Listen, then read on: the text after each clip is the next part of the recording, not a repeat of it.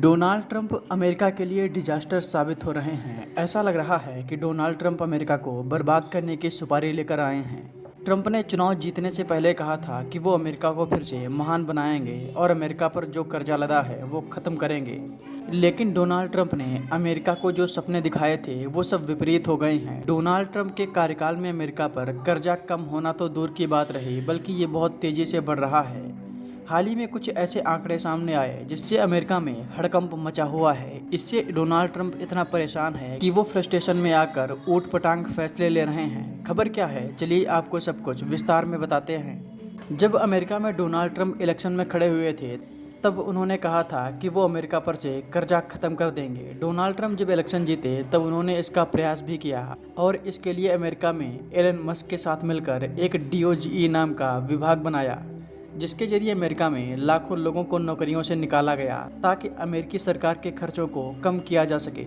लेकिन हुआ क्या, डोनाल्ड ट्रंप की इस नीति का कोई खास असर नहीं हुआ, बल्कि अमेरिकी सरकार पर कर्ज घटने की बजाय बढ़ने लगा।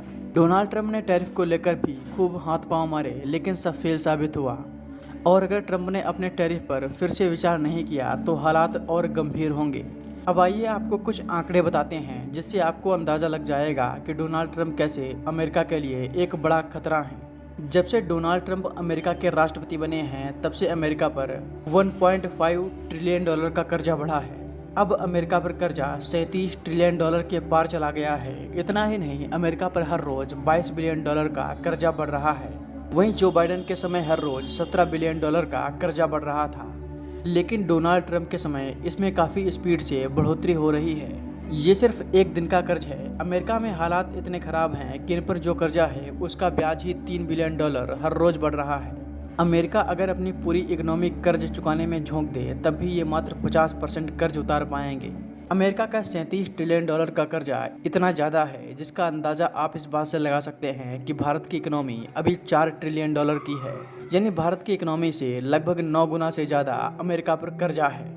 और ये जितनी स्पीड से बढ़ रहा है उसे देखकर ऐसा लगता है कि डोनाल्ड ट्रंप के कार्यकाल में ये 50 ट्रिलियन के आसपास पहुंच जाएगा। जब जो बाइडेन राष्ट्रपति थे तब डोनाल्ड ट्रंप की तरफ से कहा जा रहा था कि जो बाइडेन की नीतियों की वजह से ये कर्जा बढ़ रहा है।